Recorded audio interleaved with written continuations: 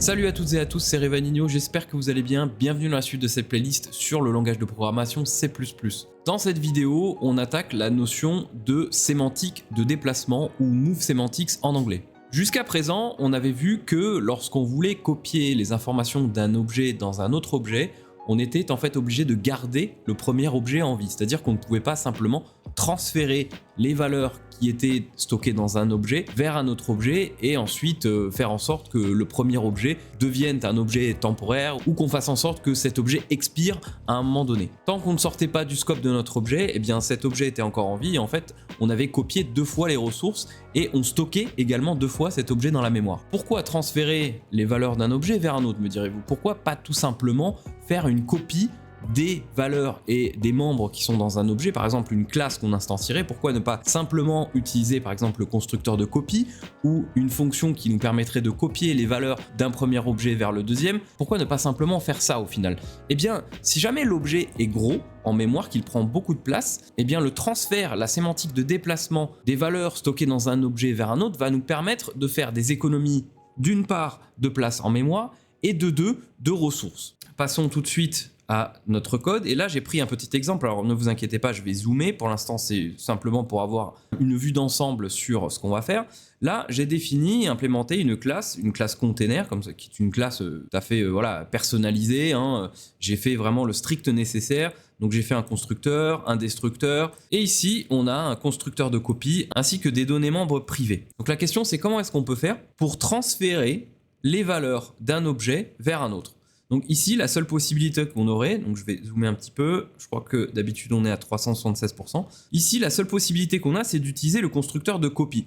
Par exemple, si on déclare un premier objet, enfin qu'on instancie un premier objet, on va l'appeler obj1, on va lui passer une taille, par exemple 10, et un nom, on va l'appeler obj1. La seule possibilité pour, entre guillemets, transférer les valeurs d'un premier objet vers un deuxième, ou de faire une copie, c'est de faire appel au constructeur de copie, comme ceci, en instantiant un deuxième objet et à l'intérieur des parenthèses du constructeur de notre deuxième objet, passer le premier objet. Donc là, on a appelé le constructeur de copie. Le problème ici, c'est que maintenant, on a 2 objets en mémoire. Si jamais les objets sont très importants, qu'il y a énormément de données dans cet objet-là, eh bien vous voyez le problème d'allouer un objet 2 fois. Donc, pour remédier à ce problème, comme je l'ai dit, je vais introduire la notion de sémantique de déplacement. On a ce qu'on appelle en programmation C++ la règle des 3. Quand on fait une classe personnalisée et qu'on veut définir soi-même soit un constructeur personnalisé, soit un destructeur personnalisé, soit un constructeur de copie personnalisé, eh bien en général on implémente les 3. Ici c'est ce que j'ai fait. Donc là on a un constructeur personnalisé. Puisque on alloue dynamiquement de la mémoire, j'ai évidemment implémenté moi-même le destructeur qui va lui-même désallouer la mémoire, parce qu'il faut bien qu'elle se désalloue quelque part. Et ici, on a le constructeur de copie qui, bien évidemment, doit également être personnalisé. Maintenant, si on veut mettre en place une sémantique de déplacement, c'est-à-dire que si on veut faire en sorte que dans notre programme, on puisse, au lieu de copier les valeurs d'un objet A à un objet B, on puisse tout simplement faire en sorte de les transférer et de se débarrasser du premier objet, donc de l'objet A, pour qu'il cesse de vivre, qu'il devienne en quelque sorte un objet qui va expirer, eh bien il faut mettre en place ce qu'on appelle la règle des 5. Pourquoi 5? Parce qu'il faut qu'on mette en place ce qu'on appelle un move constructor, un constructeur de déplacement, et il faut aussi qu'on surcharge l'opérateur égal, donc l'opérateur d'assignation, qu'on va appeler en fait le move assignment operator, qui est l'opérateur d'assignement de déplacement. Donc pour ce faire, on va retaper container, donc là ça ne change pas, hein, c'est un constructeur, donc la première chose qu'on fait, c'est on tape le nom de la classe directement, donc c'est pas une fonction, c'est un peu spécial, un constructeur, comme on l'a vu dans la vidéo sur les constructeurs. D'ailleurs, si vous l'avez pas vu, je mets le lien en description. Ici, dans les arguments de notre constructeur, on va introduire quelque chose de nouveau. On va prendre un objet de type container, mais cette fois, on va ni le passer par copie, ni par référence. On va utiliser le double esperluet, donc le double ampersand. Je vais vous expliquer tout de suite ce que c'est et je vais vous dire pourquoi d'ailleurs on n'a pas vu évidemment les sémantiques de déplacement dans la vidéo sur les constructeurs, justement parce que ceci, on appelle ça une R-value référence, et évidemment, il fallait que j'introduise la notion de R-value et de L-value. Donc ici, on va l'appeler other, pas besoin de trouver un nom recherché. Donc ici, avant d'entamer l'implémentation de notre liste d'initialisation, je vais juste introduire un nouveau mot-clé que je verrai dans une vidéo future en parallèle, je pense, d'autres mots-clés dans des vidéos précédentes que j'ai survolées et que j'ai expliqué brièvement. Je ferai une vidéo où je reviendrai sur toutes ces notions-là. Donc ce mot-clé, c'est no except. No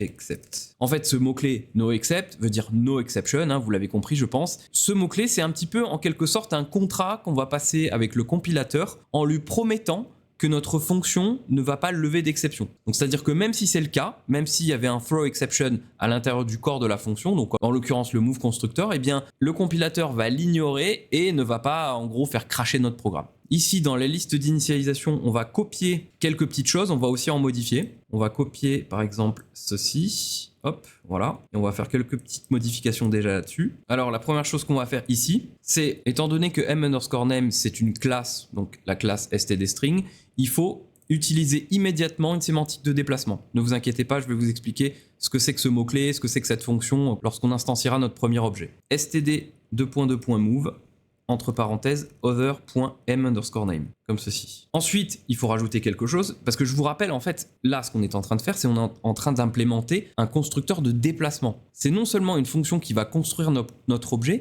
mais qui va également s'occuper de, entre guillemets, détruire l'ancien. Non seulement il faut qu'on passe les valeurs de l'ancien dans le nouveau, mais il faut également qu'on redirige le pointeur. Le pointeur, ici, je vous le rappelle, celui-ci là, le pointeur _array_, il est alloué dynamiquement dans la mémoire.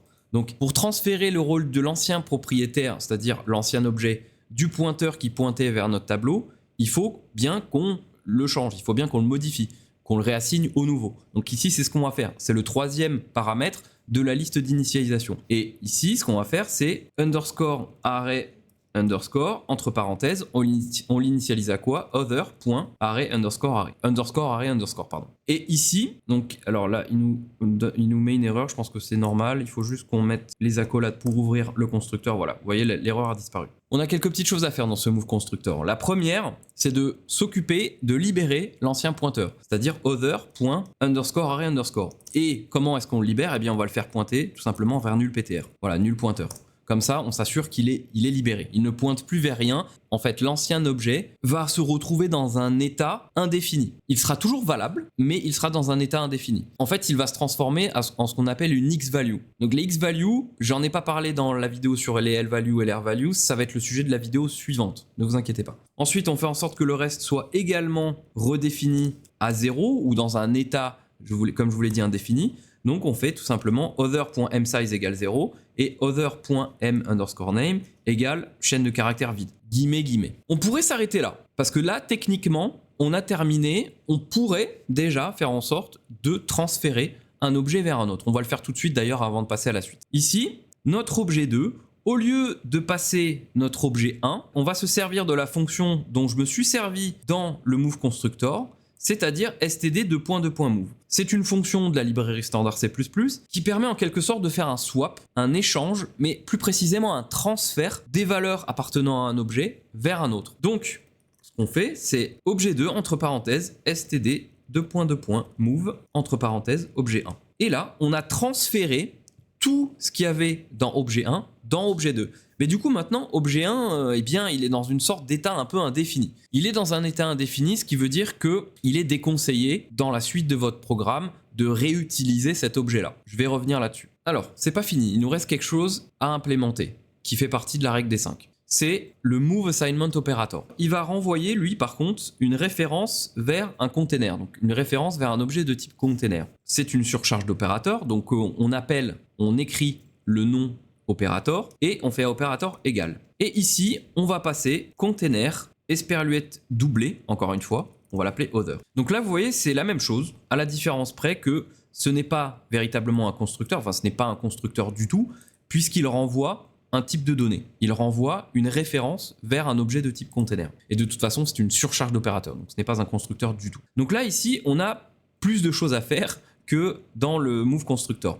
La première chose, que j'ai d'ailleurs oublié de faire, c'est également de le déclarer comme no except. Alors c'est pas obligatoire, hein, mais c'est simplement une bonne pratique qu'il faut adopter dans les moves sémantiques et dans d'autres circonstances aussi dont on reparlera. En fait, c'est un mot-clé qu'on peut utiliser dans diverses fonctions ou divers types de fonctions lorsqu'on est sûr que, par exemple, ces fonctions ne font pas de manipulation de mémoire. Quand c'est pas le cas, quand vous allouez pas de mémoire, quand vous faites pas d'opérations un petit peu craignos, entre guillemets si je puis dire, eh bien vous pouvez déclarer votre fonction comme noExcept. Bref, on verra ça dans une vidéo dont j'ai déjà parlé. Ici, ce qu'on va faire, c'est qu'on va faire une petite vérification. Déjà, on va regarder si notre pointeur, en tout cas notre objet, est différent de l'objet qu'on veut assigner finalement. Parce que si c'est les mêmes objets, eh bien on va désallouer de la mémoire, qu'on va essayer ensuite de réallouer, enfin ça va être un bordel monstre, et en fait on va avoir une sorte de réassignation cyclique d'un objet qu'on a supprimé et auquel on veut assigner quelque chose qu'on a supprimé de cet objet. Vous voyez ce que je veux dire? On va avoir une sorte de problème comme ça circulaire. Donc on veut s'assurer déjà que l'objet qu'on essaye de manipuler ici n'est pas le même que l'objet auquel on veut transférer les données. Donc on va faire this. Donc this, je vous rappelle que c'est un mot-clé qui désigne le pointeur vers l'objet duquel on est en train de faire la manipulation. Et différent de other, mais pas simplement other. Other, l'adresse de other. Donc là, en fait, on est en train de prendre l'adresse de other, parce qu'en fait, en quelque sorte, la other, c'est une valeur, c'est une R-value. On prend l'adresse de cette R-value. Je vous expliquerai bien sûr dans la vidéo suivante ce que c'est que ceci, donc une R-value référence. Peut-être que pour vous ça n'a pas trop de sens parce qu'on avait dit dans la vidéo précédente justement qu'une R-value c'était une valeur temporaire qui n'avait pas d'existence réelle en mémoire. Là c'est un petit peu différent dans le cas d'une R-value référence. On passe vraiment le contenu de l'objet. Ce qui fait qu'en fait l'objet lui-même il a quand même une existence en mémoire. Donc on a le droit de faire ceci. Donc si ça c'est respecté, c'est-à-dire que si notre objet actuel il est différent de l'objet duquel on essaye de prendre les informations pour les stocker et ensuite le supprimer, eh ben c'est bon, ça veut dire que nos objets sont différents et donc on ne va pas être dans un problème de suppression circulaire. Ici, la première chose qu'on va devoir faire, c'est nettoyer notre objet, puisque on veut prendre les données de l'autre objet, les stocker chez nous. Donc déjà, il faut commencer par désallouer notre pointeur. Donc on va faire un delete crochet de underscore array underscore, comme ceci. Et maintenant, on va faire en sorte d'assigner toutes les variables de notre objet aux valeurs de l'autre objet. Donc par exemple, msize égale other.size.msize, pardon. Là, en revanche, il suffit pas de faire égal other.m_name parce que c'est une classe qu'on est en train de copier, de transférer. Donc il faut utiliser la sémantique de déplacement sur l'objet lui-même, donc sur l'objet de type string. Donc std::move et ici on va passer other.mname comme ceci. Maintenant que notre pointeur, en tout cas notre tableau a été libéré, on a appelé le mot-clé delete dessus, on peut maintenant lui allouer le pointeur de l'objet qu'on veut transférer dans notre objet. Donc underscore array underscore égale other.underscore array underscore comme ceci. Maintenant on nettoie l'objet précédent. Donc on va commencer par son pointeur par exemple. Donc other.underscore array underscore égale nul ptr. Other.msize égale 0. Et pour terminer, other.mname égale chaîne de caractères vide. Et voilà, on a terminé. On a terminé avec l'implémentation et du move constructor et de l'opérateur assignment. Donc maintenant, on peut faire également ceci, regardez, container obj3 égale std move obj2 par exemple. On peut faire ceci. Et du coup, obj2 devient au même titre qu'obj1 une x-value, c'est-à-dire une valeur temporaire. Maintenant, c'est un objet qui a été déplacé vers un autre objet, ce qui fait que maintenant, lui, il est dans un statut, si je puis dire, d'expiration. Il va pas tarder à expirer. Donc je vais prendre un exemple vraiment beaucoup plus explicite pour vous montrer ce qui se passe lorsqu'on essaye de manipuler un objet qui vient d'être déplacé et qu'on n'a pas le droit de le faire.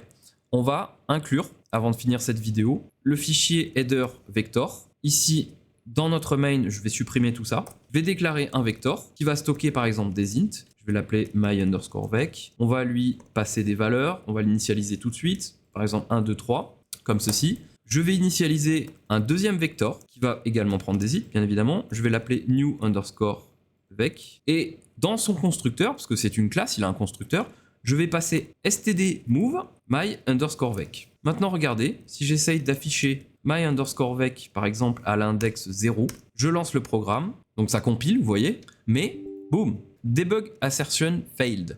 Donc on a une exception qui a été levée. Et là, vous voyez qu'en fait, bon, je suis obligé d'appuyer sur abandonner parce que le programme a craché. Et là, regardez, si je ferme la fenêtre de débogage, je mets la souris sur ce qui est surligné en vert et le compilateur nous dit utilisation d'un objet déplacé, myvec. Et il dit que c'est un problème en rapport avec le lifetime. Donc on voit bien en fait que notre objet my_vec, il est dans un état un petit peu, on va dire, hybride. Il est dans un état un petit peu expiré. Et dans la classe vector, donc en fait c'est le cas dans toutes les classes de la bibliothèque standard C++, en tout cas les classes en rapport avec des containers, tous les containers, il y est implémenté des fonctions ou à l'intérieur de fonctions, la gestion d'objets qui ont été déplacés. C'est-à-dire que si votre objet a été déplacé, son utilisation va être limitée dans votre programme et en fait ça va carrément crasher votre programme, ça va lever une exception.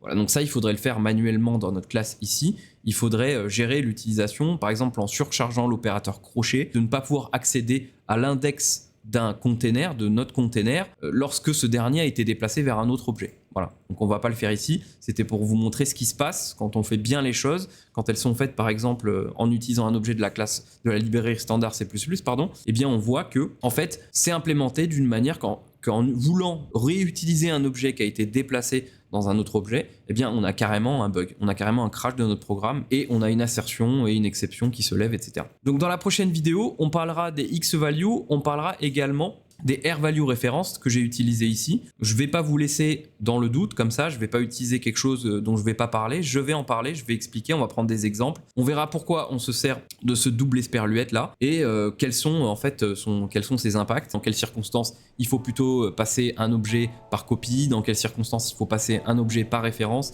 et dans quelles circonstances il faut passer une R-value référence dans un constructeur ou une fonction. Voilà. Si vous avez des questions, n'hésitez pas à les poser dans les commentaires, je me ferai une joie d'y répondre. Si vous avez aimé cette vidéo, mettez un petit pouce bleu et n'hésitez pas à vous abonner si ce n'est pas encore fait. Moi, je vous dis à bientôt dans la prochaine vidéo de cette playlist sur le langage de programmation C++. Allez, ciao ciao!